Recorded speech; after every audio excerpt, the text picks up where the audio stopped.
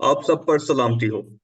हम उम्मीद करते हैं कि आप खैरियत से होंगे और हमारी अल्लाह से दुआ है कि अल्लाह आपकी हर नेक ख्वाहिश को पूरा करे।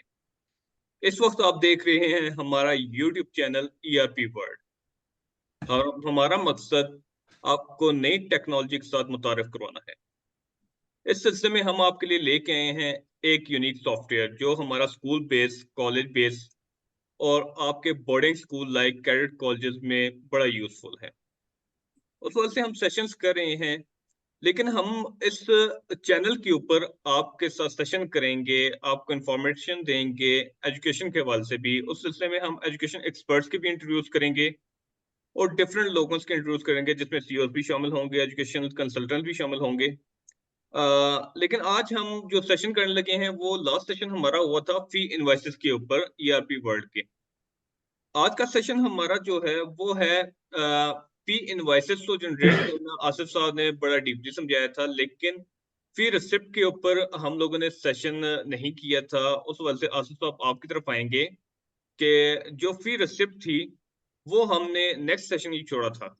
तो फी रिसिप्ट के बारे में आप हमारे व्यूअर्स को क्या समझाना चाहेंगे? बिस्मिल्लाहिर्रहमानिर्रहीम, अस्सलाम वालेकुम। थैंक यू ज़ुबैर साहब। जी, हम अब आज के सेशन में डिस्कस कर रहे हैं जो हमारा ईआरपी टेक्नो वर्ल्ड में एक मॉड्यूल है बिलिंग का। उसके अंदर फ़ी इनवाइसेस के ऊपर हमने लास्ट सेशन में बात की थी। अब हमारा है फ़ी रिसीट्स। फ़ी इनवाइसेस तक तो हमारा हमने जितना भी डिटेल में जो ना आप लोगों को समझा दिया, बता दिया उसके मुतल्लिक। तो अब आगे जब चालान बन गया है, चालान बनने के बाद उसके प्रिंट जो है वो डिसबर्स करने होते हैं, स्टूडेंट्स को देने होते हैं, उनके पेरेंट्स तक पहुंचाने होते हैं। और उसके बाद जब वो फीस लेके आते हैं तो उसके बाद ये रिसीट्स वाला जो ना प्रोसेस हमारा स्टार्ट होता है कि रिसीट्स हमने कैसे डालनी है। तो ये हमारे बिलिंग जो मॉड्यूल है उसमें फी रिसीट जो है वो सेकंड सेशन है, हमारा सेकंड सेक्शन है उसमें। तो उसमें हम ऐड रिसीट की तरफ जाएंगे। ऐड रिसीट करेंगे तो वन बाय वन हम यहाँ पे बच्चों की फी रिसीट जो ना कर सकते हैं। और जब हमने रिसीट ऐड रिसीट का ऑप्शन जो ना वो क्लिक करना है तो हमारे सामने एक विंडो ओपन हो जाएगी। उस विंडो पे हमने बाई चालान या बाई एडमिशन नंबर या थ्रू जो बच्चे का नाम है उसके थ्रू हम जो है ना उसको सर्च करेंगे। सर्च करेंगे तो उस बच्चे का डाटा सारा हमारे सामने आ जाएगा। अच्छा, अब हमने इसके आगे देखना है कि हमने फी रिसीट कब तक की लेनी है बच्चे की। इस सॉफ्टवेयर में ये बड़ा यूजर फ्रेंडली है। इसमें अगर हम चाहें हम सेम मंथ की फी भी रिसीट कर सकते हैं। और अगर हम ये चाह रहे हैं कि हम एडवांस में 5-6 माह की बच्चे की फीस आ गई है या पूरे साल की, पूरे एकेडमिक ईयर की फीस आ गई है, उसको हम रिसीव करना चाह रहे हैं तो वो भी रिसीव हो जाती है इस सॉफ्टवेयर में। हमारे इसी तरह हमारे चालान भी जो है ना वो इस चीज़ को कवर कर रहे होते हैं कि वो आपको करंट मंथ का और प्रीवियस एरियर्स उसमें आ ही रहे होते हैं। और अगर आप चाहते हैं कि आपको चालान के अंदर भी सारी अमाउंट्स पूरे एक एकेडमिक ईयर की, पूरे साल की या 4 माह की, 6 माह की जितनी फीस लेनी है उतने ही चालान आप पेरेंट्स को देना चाह रहे हैं तो वो भी हम दे सकते हैं। अच्छा, अब जब रिसीट में आते हैं तो रिसीट में भी एज इट इज ऐसी है कि जैसे हमने चालान दिया है वैसे हम उसकी रिसीट जो है ना पेरेंट्स से ले सकते हैं। अब इसमें हमारे पास दो ऑप्शंस हैं यहाँ पे। सबसे पहले तो मैंने बता दिया कि हमने जब भी किसी बच्चे की फी रिसीव करनी है तो उसको हम उसका जो चालान के ऊपर नंबर्स आ रहे होते हैं उस नंबर्स के थ्रू भी सर्च कर सकते हैं। सेकंड, बच्चे के एडमिशन नंबर के थ्रू सर्च कर सकते हैं। और थर्ड, बच्चे के नाम के थ्रू सर्च कर सकते हैं। अब यहाँ तक क्राइटेरिया देने के बाद अगला क्राइटेरिया है कि हम किस मंथ तक की फी रिसीव करना चाह रहे हैं। फॉर एग्जांपल हम लोग नवंबर की फीस रिसीव करना चाह रहे हैं तो यहाँ पे हमारे पास एक टैब बना हुआ है चालान डेट के नाम से। चालान डेट का मतलब एक टैब चालान डेट का है और एक टैब है बैंक रिसीट डेट। ये दोनों में डिफरेंस समझ लें, डिफरेंस है क्या। चालान डेट का मतलब है कि हमने कब तक या किस मंथ तक के चालान की फी रिसीव करनी है या फी की एंट्री हमने सिस्टम में डालनी है। तो अगर आप नवंबर में है, नवंबर के मंथ में स्टैंड कर रहे हैं और नवंबर का मंथ यहाँ पे या नवंबर की कोई भी डेट सेलेक्ट करेंगे तो नवंबर या नवंबर से पिछला एरियर्स जितना भी होगा बच्चे से रिसीव करने वाला वो सारा इस विंडो के ऊपर शो हो जाएगा। और जब वो शो होएगा तो शो भी वो फी कैटेगरी के हिसाब से होगा कि एडमिशन फी है बच्चे की रह रही है, एनुअल रह रहे हैं या बच्चे की ट्यूशन मंथली फी रह रही है। जो भी जितना भी रह रहा है, चाहे वो कंप्लीट फी है बच्चे की प्रीवियस या पिछले मंथ में बच्चे ने हाफ दी थी किसी मंथ की, अक्टूबर की, जब हम नवंबर में है तो हम अक्टूबर की अगर बात करें तो अक्टूबर में बच्चे ने अगर कोई हाफ दिया है, या इस तरह एडमिशन या रजिस्ट्रेशन या प्रोस्पेक्टस फी है या एनुअल चार्जेस हैं, वो बच्चे ने पहले थोड़े दिए हुए थे, वो एरियर्स भी उसी तरह ही आ रहे होंगे जितने होंगे, और जो करंट मंथ की नवंबर की फीस ड्यू होंगी बच्चे से वो भी उसमें आ रही होंगी। अच्छा, अब हमने नवंबर की डेट दे दी तो नवंबर और नवंबर से प्रीवियस डाटा वो सारा यहाँ पे आ जाएगा। अगर हम चाहते हैं कि मार्च तक या अप्रैल तक हम बच्चे की फी रिसीव कर लें तो चलान डेट वाले टैब में हम अप्रैल की डेट देंगे, अप्रैल 2024 की डेट देंगे। जब हम नवंबर 2023 में एंटर बैठे हुए हैं और अप्रैल 2024 की फी रिसीव करना चाह रहे हैं तो हम नवंबर 2000 अप्रैल 2024 की डेट दे रहे होंगे। अच्छा, जब अप्रैल 2024 की डेट दी चलान डेट, तो ऑटो जितने भी अप्रैल 24 और उससे पिछला जितना भी डाटा होगा बच्चे का फी रिसीव करने वाला, वो यहाँ पे हमारे सामने वो सारा डाटा बच्चे का अमाउंट्स के साथ अपीयर हो जाएगा। अच्छा, अब आगे आ गया tab bank receipt date. Bank receipt date का मतलब ये है ये बैंक भी है और कैश भी है। यहाँ पे आप चाहे बैंक में इसको ले लें चाहे कैश में ले लें, तो हम ये इस पे वो डेट देंगे जिस डेट में हम चाह रहे हैं कि हम इसकी एंट्री करें। अगर हम चाह रहे हैं कि आज की डेट में से आज 29 नवंबर 2023 है और आज की डेट में हम फी रिसीव करना चाह रहे हैं चाहे वो अगले 5-6 माह की है, तो हम वो वाली डेट दे दें। अगर हम हमसे फीस एंटर नहीं हुई और हम 2-4 दिन लेट हो गए और हम चाह रहे हैं कि हम पिछली 2-4 दिन बैक डेट में हम फी रिसीव कर लें तो हम बैक डेट में भी कर सकते हैं। अगर हम चाहते हैं कि हम फ्यूचर की 5-7 दिन अगली डेट डाल दें और उस डेट में फी रिसीव शो हो जाए तो उस डेट में भी शो हो जाएगी। लेकिन ये यहाँ से सिक्योरिटी ब्रीचेस जो ना वो जो ना रेज होते हैं कि अगर हम ये ऑप्शन दे दें कि वो जब चाहे फी एंटर कर ले, तो हमारे पास सॉफ्टवेयर में ये ऑप्शन भी है कि हम उसको कंट्रोल कर सकते हैं कि जिस डेट जो डेट है ड्यू डेट है या जिस डेट में जो हमारा एडमिन बैठा हुआ है उस डेट में एंटर कर सके या जिस डेट में पेरेंट्स लेके आए उस डेट में एंटर कर सके। ये हम इस तरह के कंट्रोल्स भी हमारे सॉफ्टवेयर में अच्छा ऑप्शन है। असफ तो असफ मैं बहरहाल आपकी आपके आपकी बात एक काट रहा हूँ, उसमें एक मेरी थोड़ी सी क्यूरीज आ गई, नदीम साहब मेरे से इत्तेफाक करेंगे इस बात के ऊपर। जो आप कह रहे थे ना कि हम उसको 4 दिन बाद लेट कर सकते हैं, फीस सबमिट कर सकते हैं जो प्रीवियस फीस। फॉर एग्जांपल मुझे आई है जी अक्टूबर की फीस आई थी मेरे पास, मैंने उसको यूज कर चुका हूँ और मैं जाके नवंबर में उसकी अक्टूबर में एंट्री डाल देता हूँ उसको कवर अप करने के। नवंबर की फीस आती है मैं उसको अक्टूबर में डाल देता हूँ, फिर आगे जब नवंबर की फीस में दिसंबर की आएगी मैं उसकी नवंबर में डालता हूँ, मैं उस तरह उसको लेके चलता जाऊंगा। तो ये तो थोड़ा सा बड़ा नेगेटिव पॉइंट ऑफ व्यू से चला जाएगा पेरेंट्स को। नहीं नहीं, मैंने ये कहा है कि मैंने साथ उस टाइम एक्सप्लेन इस चीज को किया है। मैंने ये बताया है कि ये एक सिक्योरिटी ब्रीच की तरफ चली जाएगी। हमारे सॉफ्टवेयर में तो हर तरह के मामला है, चाहे आप बैक डेट में करना चाहें, चाहे आप उसको जो ना फ्यूचर में लेकर जाना चाहें उस रिसीट को। लेकिन इसके साथ साथ हमारे पास कंट्रोल्स हैं कि हम इसको कंट्रोल कर सकते हैं हर हर हर तरह से, कि हम वहाँ यहाँ पे कंट्रोल लगा दें कि जो एडमिन है वो जिस डेट में पेरेंट्स फी लेके आए उसी डेट में एंटर करे, आगे पीछे वो ना जाए। जो ड्यू मीन्स कि डेट से आप उसकी उसको फीस की उसको रिसीव लॉक, कर। उस डेट्स को लॉक कर देंगे। फॉर एग्जाम्पल जी आज जी, हमारे ट्वेंटी नाइन पास 29 को एक फीस आई है, वो ना 30 में एंटर हो सकती है ना 28 में एंटर हो सकती है। जी बिल्कुल, ये सॉफ्टवेयर हार्ड एंड फास्ट तो है नहीं, जिस तरह जो चाहे जो आपका माइंड चाहता है। अक्सर इस तरह होता है कि अक्सर स्कूल जो होते हैं उनमें डायरेक्टर्स जो है ना वो खुद भी जो एंट्रीज कर रहे होते हैं। हमारे एक्सपीरियंस में ये चीज भी सामने आई है, एडमिन भी कर बिल्कुल रहे जी। होते हैं और डायरेक्टर साहबान खुद भी कर रहे होते हैं। तो वो अगर इस तरह के ऑप्शन चाहते हैं, हमारे पास तो यूजर फ्रेंडली है, जिस तरह के ऑप्शन चाहे हम उसी तरह देने के, लेकिन हम रेकमेंड नहीं करते इस तरह से। हमारा काम है कि हम जितना ज्यादा इसके ऊपर कंट्रोल्स दें और उनको समझाते हैं बताते हैं कि भाई ये एक जो है ना स्टैंडर्डाइज और जो प्रोफेशनल वे है वो ये वाला है। लेकिन आप अगर इसमें कोई फ्लेक्सिबिलिटी चाहते हैं तो हमारे सिस्टम में अल्हम्दुलिल्लाह वो ये इतना यूजर फ्रेंडली है कि हम उसी तरह इसको मॉडिफाई जो है ना वो हम इसके ऊपर लॉक्स या कंट्रोल जो है या अपने सिक्योरिटी मैयर्स जो है वो इसके ऊपर इम्प्लीमेंट या अप्लाई कर देते हैं हम उसके हम्म। उसके हिसाब से। तो बहरहाल हम इससे आगे बढ़ते हैं। हम इसको जब हमने बैंक रिसीट डेट दे दी तो सर्च करने के बाद हमारे पास सारे बच्चों की नीचे फी अपेयर हो जाती है, बच्चे के हिस्ट्री के साथ कि बच्चा कौन सा, उसकी क्लास कौन सी है, उसका सेक्शन कौन सा है, तो उसका एकेडमिक ईयर कौन सा है। इस डिटेल के साथ बच्चे की सारी फी की detail current month including previous arrears वो यहाँ नीचे शो हो जाती है।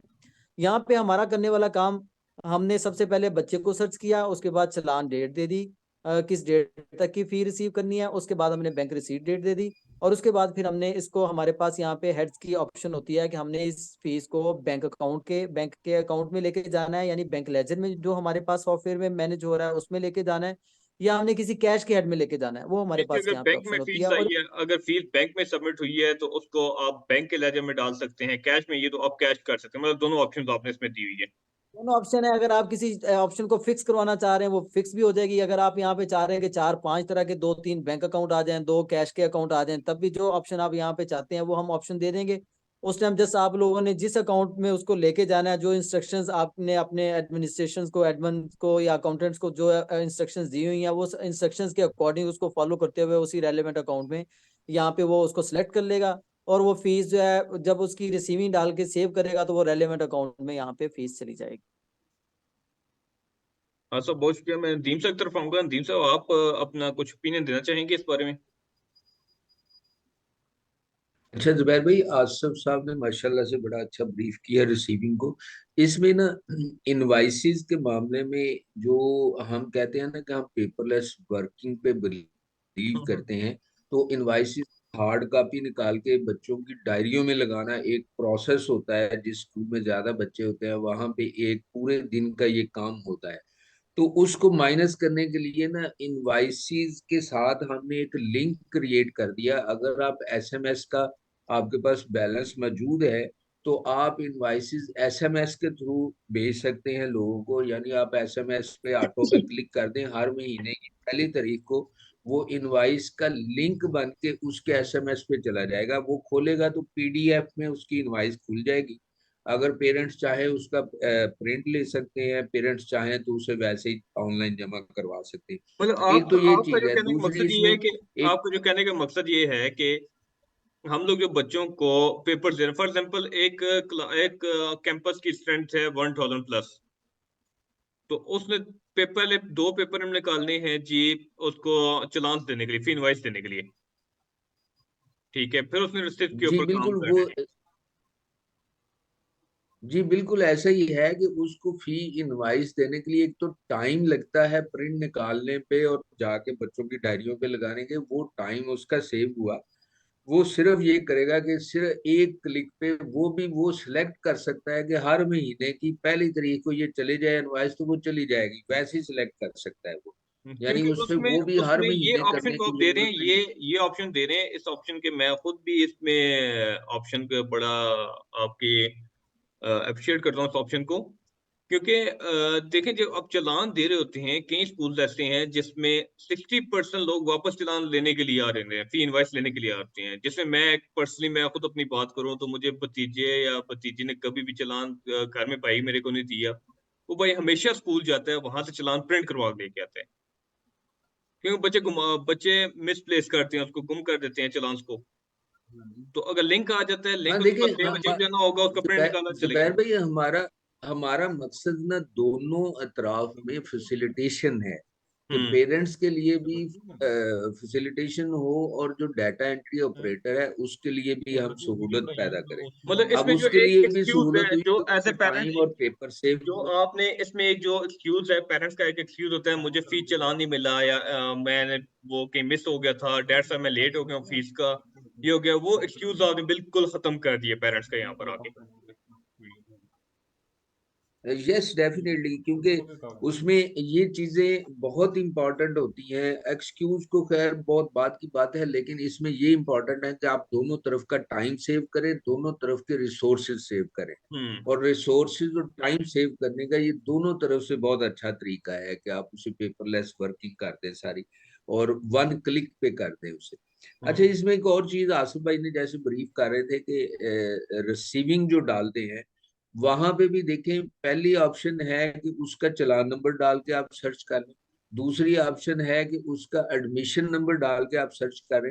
एक तीसरी ऑप्शन भी चालान पे मौजूद है कि जो आप बार कोड स्कैन करेंगे तो वो खुद ही बच्चे के सारे पर्टिकुलर दे देगा, सिर्फ आप बैंक या कैश सेलेक्ट करेंगे और उसे सेव कर देंगे। तो हम्म। ये भी एक है कि अगर आपके पास स्कैनर पड़ा है, आप चालान को स्कैन करें तो वो स्कैन करके आपको वो सारे पर्टिकुलर जो है वो स्क्रीन पे दिखा देगा। विद इन आप एक सेकंड बैंक आपका या काम हो कैश का है, जाएगा। विद इन सेकंड आपका वो काम सारा कर हाँ देगा। यानी आपका वो लिखने वाला काम, सर्च करने वाला काम, वो स्कैन ऐसे पेपर आगे करेंगे तो वो स्कैन करके कर देगा।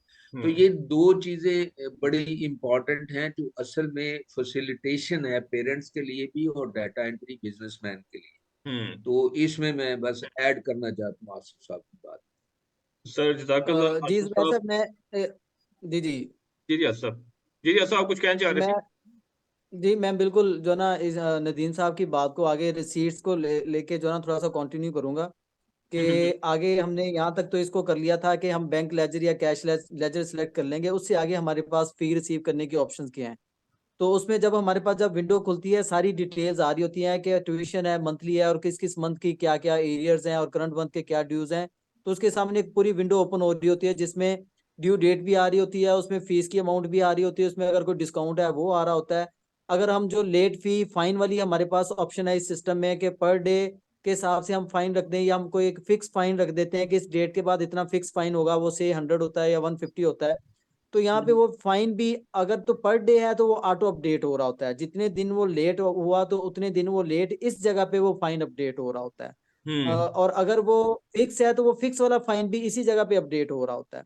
अच्छा, अब यहाँ पे इससे आगे हम चलें तो फिर आ रही होती है कि नेट अमाउंट, मतलब सबसे पहले ग्रॉस फी क्या है, डिस्काउंट्स क्या है, उसके ऊपर फाइन क्या है, एरियर्स क्या है, और फिर नेट अमाउंट का जो ना एक हमारे पास इसमें कॉलम आ रहा होता है। और उसके आगे हमने ऑटो रिसीट अमाउंट की जो ना वो एक ऑप्शन दी हुई है कि जिसमें आपको जो ना वो एंटर ना करना पड़े डाटा। सिस्टम इसमें अज्यूम करता है कि जितनी नेट अमाउंट बनती है बच्चे की जब तक कि आप रिसीविंग लेना चाह रहे हैं, वो हर एक के सामने वो उतनी auto receipt amount red colour में वो दे रहा होता है यहाँ पे। हम्म तो यहाँ पे फिर अगर अगर बच्चा पूरी फीस लेके आ रहा है, सिस्टम अंडरस्टैंड और अज्यूम ये करता है कि बच्चा कंप्लीट फीस लेके आ रहा है। तो अगर हम्म आपने बच्चा जो है ना वो फीस कम लेके आ रहा है या पेरेंट्स कम फी लेके आ रहे हैं, तो आप उस फी को अकॉर्डिंगली जो है ना मॉडिफाई कर सकते हैं, ऐड लेस कर सकते हैं, कम ज्यादा कर सकते हैं अपना जो है ना, मतलब जितनी नेट अमाउंट है उस अमाउंट तक से। 8,000 नेट अमाउंट बन रहा है तो आप 8,000 तो ऑटो आ रही है उसमें कि ऑटो रिसीट में वो आ रही अमाउंट। आप वो अगर बच्चा वो 5,000 दे रहा है मंथली ट्यूशन फी की मद में, 2,000 वो दे रहा है, उसका कोई एडमिशन पेंडिंग है, वो 4,000 एडमिशन पेंडिंग था, 2,000 उसमें दे रहा है। इस तरह एनुअल में अगर 3,000 लेना था तो उसमें वो 1,000 दे रहा है, तो आप उतनी उतनी अमाउंट उसमें एंटर कर देंगे जितनी जितनी और सब पेरेंट्स की मेरा तरफ से मेरा आप। यहाँ पे एक क्वेश्चन आपके लिए, मेरा यहाँ पे एक क्वेश्चन ये है, देखें कि एडमिशन फीस और हम एनुअल फी की तो बात कर सकते हैं कि वो एट टाइम फॉर एडमिशन कुछ लोगों के पास पेमेंट शॉर्ट होती है, वो सडन इंक्वायरी के लिए आते हैं तो एडमिशन करवाते हैं, वो कहते हैं नेक्स्ट मंथ हम रिमेनिंग अमाउंट एडमिशन की एनुअल की करवा देंगे। लेकिन जब मंथली फीस के ऊपर एक अकाउंटेंट या एक स्कूल ऑनर रिलैक्सेशन इस तरह करेगा तो वो तो यूज टू हो जाएंगे पेरेंट्स। हर महीने वो एक जिस तरह एक किराना स्टोर पे आता है, यार अपनी अमाउंट ये इतनी ले लें तो अगले महीने हम इतनी कर देंगे, उससे अगले महीने इतनी कर देंगे। तो ये इसमें ऐसी कोई ऑप्शंस है सॉफ्टवेयर में कि इसको जो ट्यूशन फी वाला कॉलम है वो फिक्स्ड हो जाए? मतलब जो रिसीविंग आप कह रहे हैं रेड सर्कल में आ रही होती है, उसकी एक्चुअल अमाउंट जो उसकी एक्चुअल अमाउंट है, तो आगे भी वो फिक्स अमाउंट ही हो कि इतनी ही उसने रिसीव करनी है, इससे आगे नहीं जा सकता। क्योंकि इसमें एक मेरा जो क्वेश्चन रेज हो रहा है वो ये है कि देखें, अगर एज ए अकाउंटेंट मैं हूं, मैं एज ए अकाउंट की सीट पे बैठा हूं, तो मैं मेरे पास आ रही है फीस 8,000 रुपीज ट्यूशन फी आ रही है अगर, तो मैं क्या काम करता हूँ, 4,000 एंटर कर देता हूँ, उसका नाम उस टाइम के डिफॉल्टर लिस्ट में से तो निकल जाएगा। ये करंट मार्केट डिफॉल्ट लिस्ट में गए क्योंकि उसकी अमाउंट कुछ ना कुछ अमाउंट रिसीव हुई हुई है, तो उसको कॉल्स नहीं जाएंगी। लेकिन वो मैं पर्सनली यूज कर दूंगा, हालांकि पेरेंट्स ने वो दी होगी। तो इसमें ऐसा कोई ऑप्शन है कि उसकी ट्यूशन फीस को फिक्स कर दिया जाए? देखिए, सबसे पहले तो मैं आपने जो बात की है कि ये तो एक जो ना मतलब पेरेंट्स यूज टू हो जाएंगे कि फीस वो कम देना शुरू कर देंगे और इंस्टॉलमेंट में देना शुरू कर देंगे। हम्म देखिए, मैं अपने सॉफ्टवेयर की बात कर रहा हूँ कि ये कितना यूजर फ्रेंडली है, किस तरह से आप इसमें किस किस तरह से एंट्री कर सकते हैं। हम्म हम्म जो हम्म पेरेंट्स उस चीज के ऊपर जो ना वो उनकी प्रैक्टिस ऐसी हो जाएगी, ये एक स्कूल की एसओपीज है।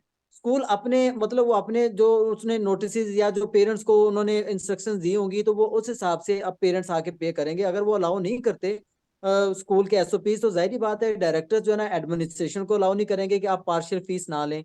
अच्छा, यहाँ पे भी इससे पहले भी जो है ना अगर आपका एसओपी ये है कि आपने पार्शियल फी नहीं लेनी, तो किसी जगह पे क्योंकि आप हार्ड एंड फास्ट नहीं हो सकते, कंपटीशन बहुत ज्यादा है, पेरेंट्स को भी आपने अब्लाइज करना है होता है बहुत सारी जगह पे। तो वहां पे भी एक ड्यू प्रोसेस है कि वो एडमिन वाला अपने डायरेक्टर्स को रेफर करेगा, उस पेरेंट को या प्रिंसिपल को रेफर करेगा कि वहां से आप जो ना इसको अप्रूव कर करवा के लेके आए इस पार्शियल पेमेंट को या इंस्टॉलमेंट को, तो तब मैं आपको इंस्टॉलमेंट में या पार्शियल पेमेंट यहाँ पे रिसीव करूंगा, अदरवाइज मैं नहीं करूंगा। अच्छा, ये तो हो गया एक स्कूल के एसओपीज के हैं। सॉफ्टवेयर में आपके पास ये सारी ऑप्शन है कि आप चाहे उसको बाई पार्ट लें बाय इंस्टॉलमेंट लें या आप फुल अमाउंट ले लें, या हम स्टक कर दें कि ये कोई एक मंथली है या चाहे एनुअल है चाहे एडमिशन है, हम कहते हैं जितनी है वो उतनी ही लेगा, इससे कम ज्यादा वो नहीं कर सकता है। एडमन वाला, एडमन वाले ने भी अगर करना है तो वो एक ड्यू प्रोसेस है, जो उसके ऊपर राइट्स वाला बंदा बैठा हुआ है। जाहिर बात है एडमन को तो सारे राइट्स नहीं देते, यहाँ पे डायरेक्टर्स के लिए हमारे पास राइट्स कुछ और हैं इस सॉफ्टवेयर में, उसके नीचे प्रिंसिपल है तो कुछ और है। मतलब अगर कोई 100 अथॉरिटीज हैं तो 100 के लिए हमारे पास राइट्स यहाँ पे सॉफ्टवेयर में डिफरेंट जो अथॉरिटीज हैं, डिफरेंट अथॉरिटीज के लिए डिफरेंट राइट्स और कंट्रोल्स मौजूद हैं। तो जिस तरह के वो जब जो भी स्कूल हमारे पास आता है तो हम उन्हें सारे राइट्स उनके सामने रखते हैं, हम उन्हें कहते हैं जी हमें बताएं कि आपको कितने यूजर लॉगिन चाहिए यहाँ पे। एट अ टाइम हमारी विंडो पे जितने मर्जी यूजर्स एट अ टाइम काम कर सकते हैं यहाँ पे, नो इशू। अच्छा, उसके बाद हम उन्हें बताते हैं कि ये हमारे पास राइट्स हैं, आप बताएं कि ये वाले राइट्स 100% किसको देना चाह रहे हैं, 90% किसको देना चाह रहे हैं, 50% किसको देना चाह रहे हैं, किसको अच्छा देना चाह रहे हैं आप राइट्स के, आसिफ वो साहब, एडमिन। जो मेरा क्वेश्चन है उसका आंसर आपने बड़ा अच्छे अंदाज में दिया कि आप उसके ऊपर उसको लॉक कर सकते हैं। जो फीस का था रिसीव के ऊपर भी और चालान के ऊपर, इन दोनों को लॉक अप कर सकते हैं। तो जो कंफ्यूजन थी एज ए स्कूल ओनर्स की, वो यहाँ पर तो इस सॉफ्टवेयर के थ्रू बड़ी अच्छी उनकी दूर हुई होगी कंफ्यूजन।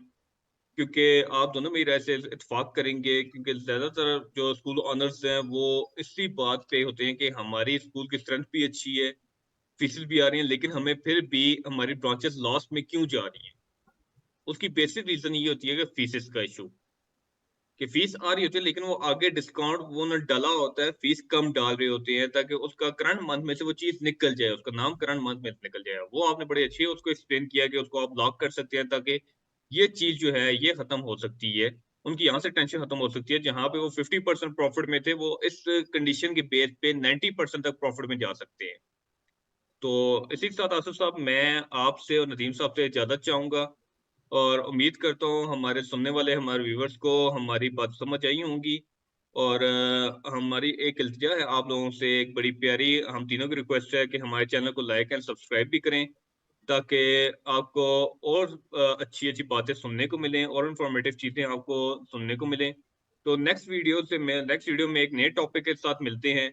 अपना ख्याल रखिएगा। अल्लाह हाफिज़। अल्लाह हाफिज, thank you so much. Thank you.